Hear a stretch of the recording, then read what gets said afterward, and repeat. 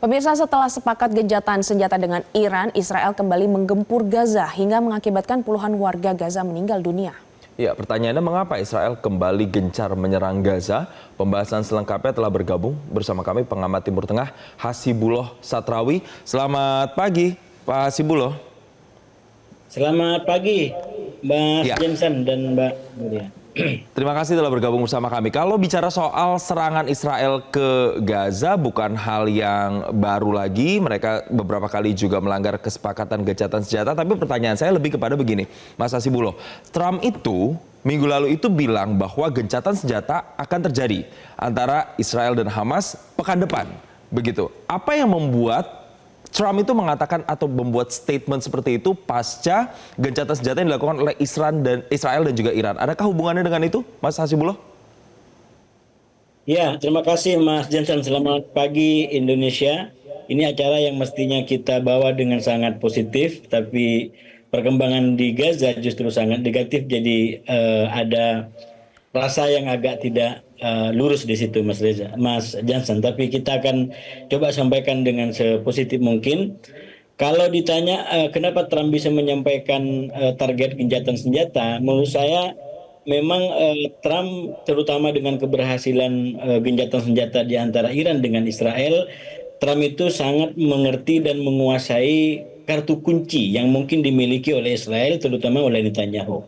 Saya yakin apa yang disampaikan oleh Trump tentang optimisme yang sangat kuat bahwa pekan ini akan dicapai gencatan senjata di antara Israel dengan Hamas itu tidak terlepas daripada kartu kunci yang dikuasainya terkait dengan Netanyahu, yaitu yang disampaikan oleh Trump sendiri kepada kepada Israel agar hukum Israel tidak melanjutkan proses hukum kepada Netanyahu. Jadi saya menduga dengan keras apa yang selama ini kita sampaikan bahwa Netanyahu berperang hanya untuk kepentingan dirinya agar tidak diproses secara hukum dan kepentingan politiknya agar terus berkuasa di Israel, itu menurut saya terkonfirmasi dengan langkah Trump yang walaupun banyak mendapatkan kritikan termasuk dari Israel, tapi Trump mencoba mengintervensi proses hukum Israel dengan meminta agar Netanyahu tidak dilanjutkan proses hukumnya. Dan kalau dikaitkan dengan perkembangan terbaru yang tadi juga disampaikan dalam pengantar, di mana Trump telah menyampaikan bahwa Israel telah menerima syarat-syarat yang semestinya untuk sebuah gencatan senjata 60 hari ke depan.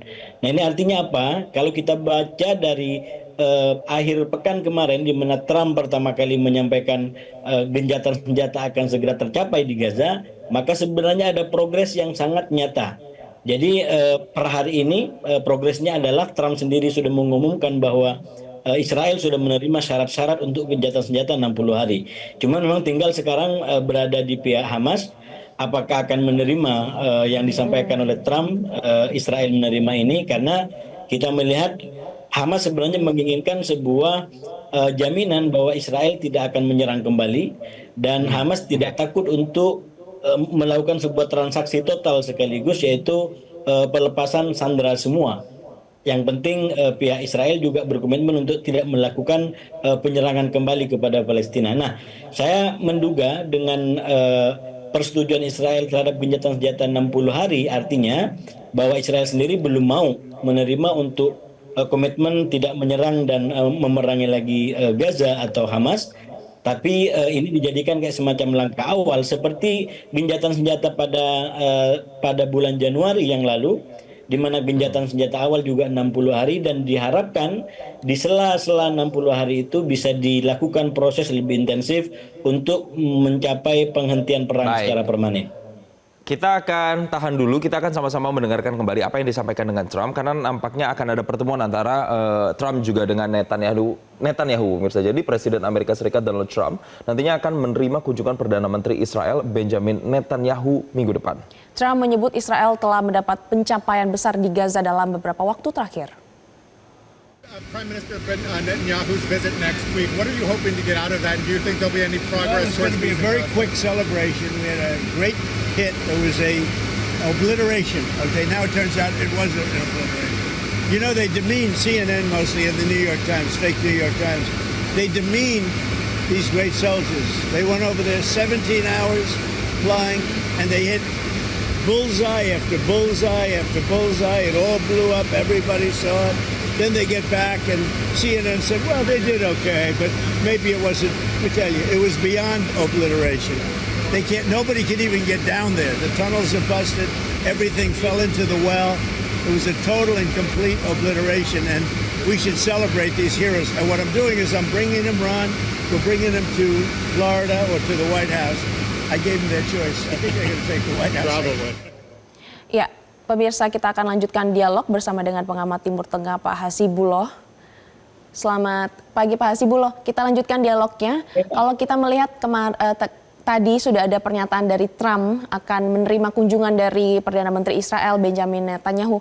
Apakah nantinya ini akan membuat Netanyahu melunak begitu? Karena mengingat juga banyak desakan dari beberapa negara untuk segera mengakhiri perang ini.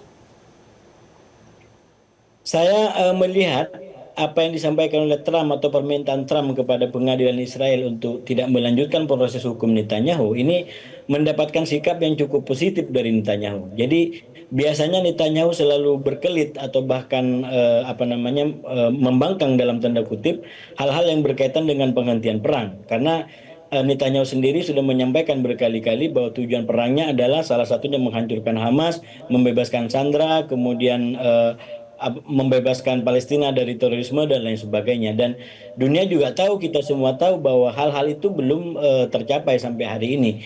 Tapi saya melihat Donald Trump terutama kayak semacam mempunyai cara sendiri untuk bagaimana membuat Netanyahu ini bisa menerima untuk mencapai gencatan senjata. Yang pertama adalah yang saya bilang tadi, yaitu adanya garansi bahwa Netanyahu tidak akan diproses secara hukum, terutama dengan berkaitan dengan persoalan korupsi yang disangkakan kepada Netanyahu.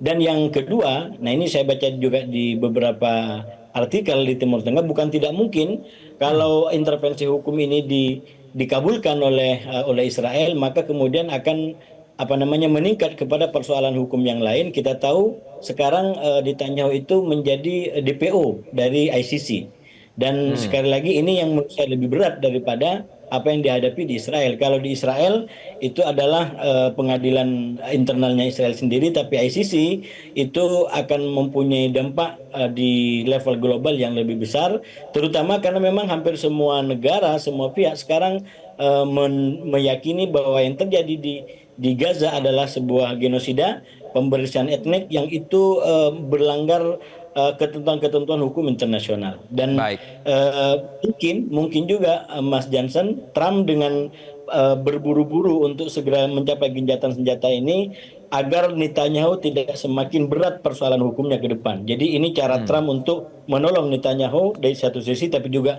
sudah pasti kalau mencapai gencatan senjata itu adalah sebuah kemenangan bagi perdamaian, kemenangan bagi perdamaian di Gaza. Pak Hasibuloh, kalau mungkin ada kemungkinan Netanyahu ini dalam tanda kutip tadi melunak begitu atau menerima gencatan senjata ini, bagaimana dengan Hamas?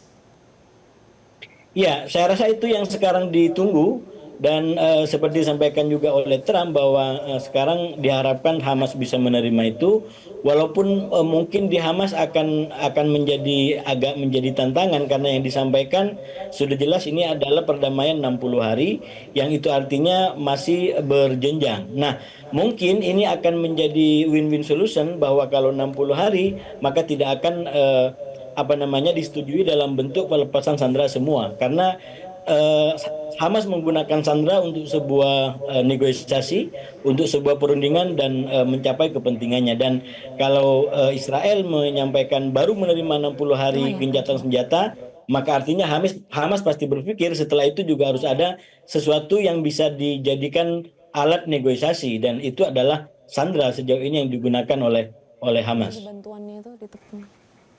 Ya, Pak Hasibuloh, kalau kita melihat belakangan ini kan Israel gencar ya menyerang warga sipil dari Palestina. Kemudian kemarin juga kita melihat ada serangan kepada para pengungsi begitu pada saat mereka mengambil bantuan. Kemudian ada juga zat adiktif yang ditaruh di dalam tepung, kemudian di dalam roti yang ada di bantuan itu. Itu apa yang melatar belakangi kekejian Israel sehingga melakukan perbuatan ini?